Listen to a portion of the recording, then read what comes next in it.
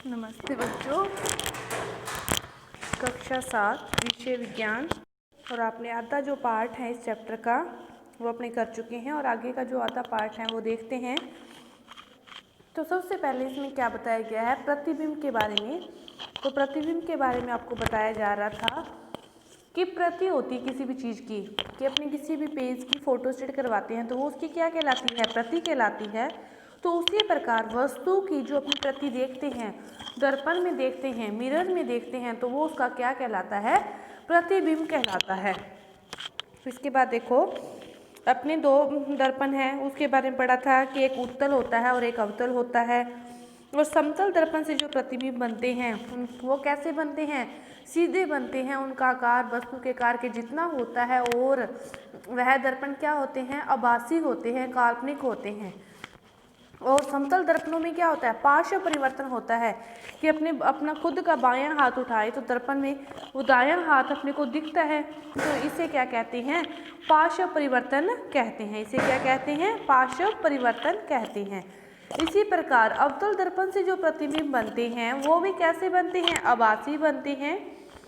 आभासी भी बनते हैं और वास्तविक भी बनते हैं। अवतल दर्पण से दोनों प्रकार के प्रतिबिंब बनते हैं। अवतल दर्पण से दोनों प्रकार के प्रतिबिंब बनते हैं, आभासी भी बनते हैं और काल्पनिक भी वास्तविक भी बनते हैं। जो प्रतिबिंब वास्तविक बनते हैं उन्हें तो पर्दे पर प्राप्त किया जा सकता है, लेकिन जो प्रतिबिंब काल्पनिक बनते हैं उन्हें पर्दे पर प्राप्त नहीं किया जा सकता, उन्हें उस लेंस के पीछे प्राप्त करते हैं। तो इसके लिए आपको देखो, इन्होंने वास्तविक और आभासी प्रतिबिंब के बारे में बताया है कि जो पर्दे पर बनने वाले प्रतिबिंब हैं वो तो कैसे हैं, वास्तविक है। और जो पर्दे पर प्राप्त नहीं हो सकते वो कैसे प्रतिबिंब हैं, वो है आभासी प्रतिबिंब। तो इसके लिए क्रियाकलाप किया गया है। इसमें क्या आपको देखो, अवतल दर्पण को लेकर और मोमबत्ती को लेकर और एक पर्दा लगा दिया और इस दर्पण को देखो, इसके सहायता से इस प्रतिबिंब को पर्दे पर प्राप्त किया। तो ये प्रतिबिंब देखो उल्टा है और छोटा भी है, वस्तु से ये उल्टा भी है और ये आकार में छोटा भी है। तो ये कैसा प्रतिबिंब है, वास्तविक प्रतिबिंब है। लेकिन इसकी दूसरी साइड देखो कि इसी प्रतिबिंब को दूसरी साइड प्राप्त किया गया, पर्दे पर प्राप्त नहीं हो सकता तो पर्दा नहीं दिखाया जाता। तो देखो पीछे की तरफ इसे देखते हैं तो ये क्या है, आकार में दिखता है, सीधा दिखाई दे रहा है, सीधा दिखाई दे रहा है। तो ये कौन सा प्रतिबिंब होगा, काल्पनिक। सीधा दिखाई दे रहा है तो ये कौन सा प्रतिबिंब कहलाएगा, काल्पनिक कहलाएगा। तो ये आपको सारणी दे रखी है कि अपने समतल दर्पण के सामने खड़े होते हैं। अपने यदि देखो ये समतल दर्पण है, जो घरों में यूज होता है ना, हम उसे क्या कहते हैं, समतल दर्पण कहते हैं। और यदि अपने इसके सामने 3 फीट की दूरी पर खड़े हैं तो अपने को जो अपना खुद का चित्र दिखेगा दर्पण के अंतर्गत वो भी कितने फीट के दूरी पर दिखेगा, 3 फीट की दूरी पर ही दिखेगा। समतल दर्पण के सामने अपने खुद को 3 फीट की दूरी पर खड़े हैं तो अपने को जो खुद का प्रतिबिंब दिखेगा वो भी कितना दिखेगा, 3 फीट दूर ही दिखेगा। और दूसरी अपने आगे से चलकर दर्पण की ओर आ रही हैं, सामने से चलकर अपने दर्पण की ओर आ रही हैं तो अपने को लगेगा कि पीछे से भी वो ही अपने चलकर उस दर्पण की ओर आ रही हैं। तो मतलब ये अपनी वस्तु, कहने का मतलब ये है कि अपनी स्थिति पर भी निर्भर करता है कि अपने दर्पण से कितनी दूरी पर है, कितनी दूरी पर नहीं है। अपने क्या पढ़ा, प्रकाश। प्रकाश किसे कहते हैं कि अपने प्रकाश के बिना अपना जो जीवन है संभव नहीं है। अपने जीवन की एक महत्वपूर्ण वस्तु कह सकते हो प्रकाश है। अंधेरे में अपने कोई भी वस्तु नहीं दे सकते। इसके बाद अपने पढ़ा परावर्तन के बारे में, परावर्तन के नियमों। अब जो था अवतल दर्पण, अवतल दर्पण से अपने जितनी दूरी पर वस्तु को रखेंगे जो उसका प्रतिबिंब बनेगा फिर उतना ही वो छोटा होता जाएगा। वास्तविक जो प्रतिबिंब होगा वो उतना ही क्या होगा, छोटा होगा। और जो वास्तविक प्रतिबिंब है वो उतना ही क्या होता जाएगा, बड़ा प्राप्त होता जाएगा। दूरी के अनुसार, इस सारणी में से दिखाया गया, दूरी के अनुसार वस्तु प्रतिबिंब की जो स्थिति है उसमें परिवर्तन होता जाएगा। देखो अवतल दर्पणों का जो प्रयोग किया जाता है कहाँ कहाँ किया जाता है, दांतों के डॉक्टर के पास अपने मुंह के अंदर दांतों को चेक करने के लिए जिस दर्पण का प्रयोग किया जाता है वो दर्पण कौन सा होता है, अवतल दर्पण। कौन सा होता है, अवतल दर्पण होता है। क्योंकि अवतल दर्पण क्या करता है, अपने अंदर के जो दांतों के छोटे भाग को वो बड़ा करके दिखाता है। इसी प्रकार जो टॉर्च के अंदर, स्कूटरों के अंदर जो अपने अग्र द्वीप, जो आगे की लाइटें होती हैं, उनके अंदर जो दर्पण होता है वो कौन सा होता है? अवतल दर्पण होता है। लेकिन जो कार के अंदर या किसी बस के अंदर पीछे के मतलब स्पेस को देखने के लिए जो साइड वाला जो मिरर है कहते हैं जिसे, उसके अंदर कौन सा दर्पण होता है? उत्तल दर्पण होता है। उत्तल दर्पण क्या करता है?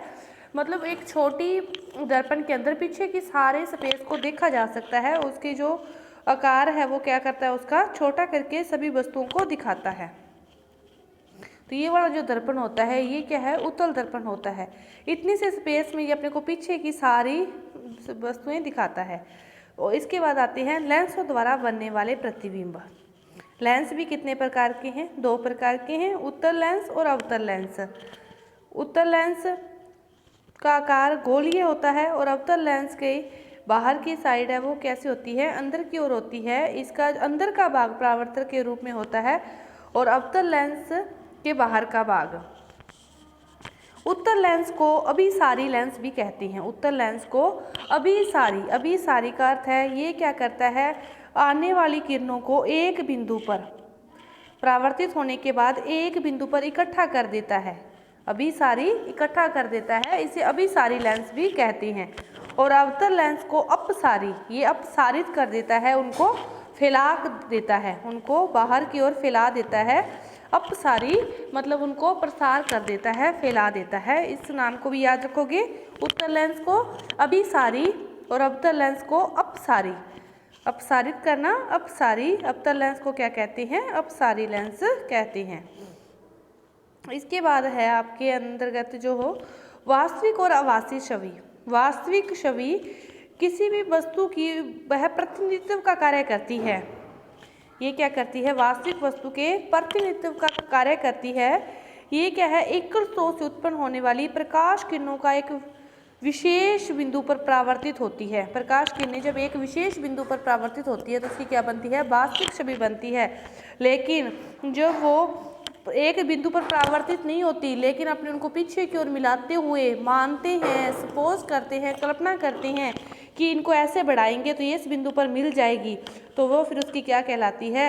आभासी छवि कहलाती है। अब देखो, आप चारों के बारे में समझो।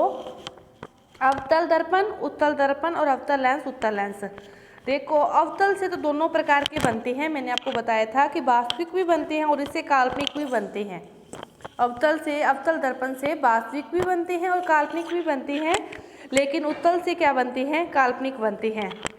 दर्पण में तो अपने क्या कहा था? अवतल दर्पण से क्या बनते हैं? वास्तविक प्लस काल्पनिक दोनों। लेकिन लेंसों में देखो उल्टा है, उत्तल से बनते हैं वास्तविक व काल्पनिक दोनों। उल्टा, एक को याद कर लो, दूसरा उसका उल्टा है कि अवतल दर्पण और उत्तल दर्पण को याद रखो कि अवतल दर्पण से क्या बनते हैं? वास्तविक व काल्पनिक दोनों बनते हैं, उत्तल से काल्पनिक। और इसी का उल्टा कर दोगे तो वो किसका आ जाएंगे? लेंसों के बारे में आ जाएगा। ये उत्तल के लेंस के लिए आपको प्रयोग करके बताया गया है कि इसका प्रयोग करते हैं, उत्तल को लेते हैं तो पर्दे पर वो कैसे प्राप्त होता है और दूरी के अनुसार उसकी जो उसमें परिवर्तन है वो वस्तु की स्थिति में वो कैसे होता है, वो बढ़ती है या घटती है। इसके बाद देखो कि जो अवतल लेंस द्वारा बने प्रतिबिंबों का अपने अध्ययन करेंगे तो अवतल लेंस द्वारा प्रतिबिंब सदैव आभासी, सीधे और बिंब के साइज के बनते हैं। इसके बाद आता है श्वेत प्रकाश या रंगीन। जैसे इंद्रधनुष, आपने बारिश के दिनों में देखा होगा, इंद्रधनुष वो क्या है? श्वेत प्रकाश। ये प्रकाश का प्रकीर्णन कहलाता है कि भी किसी भी प्रिज्म में से किसी श्वेत प्रकाश को गुजारा जाता है तो वो अलग अलग 7 रंगों में क्या हो जाता है? बंट जाता है। इसे क्या कहते हैं? प्रकाश का वर्ण विक्षेपण कहते हैं। 7 रंगों में, इंद्रधनुष में 7 रंग होते हैं, इन्हीं 7 रंगों के नाम आपको इसमें बताए गए हैं। इसी प्रकार सीढ़ी में भी अपने को दिखता है, तो सीढ़ी में भी कैसे 7 रंग दिखाई देते हैं। इसमें सबसे जो जिसकी तरंग दैर्घ्य सबसे ज़्यादा होती है वो लाल रंग होता है, इसे अपने बहुत दूर से देख लेते हैं। इसीलिए रेलगाड़ी की जो मतलब आने पर जो लाइट होती है या रेड बत्ती जहाँ पर देखने पर रुकना होता है तो वो रेड क्यों होती है? क्योंकि दूर से आने वाले को ही वह दिखाई दे जाए, क्योंकि उसकी तरंग दैर्घ्य क्या होती है? ज़्यादा होती है। तो इसके ये आपको डिस्क में 7 रंगों के बारे में बताया गया है। इसमें भी देखो तो ये आपका जो पार्ट था ये पूरा हुआ। ये इंद्रधनुष के बारे में ही आपको बताया गया है। इसका जो सारांश है वो अपने अगली वीडियो में करेंगे। धन्यवाद।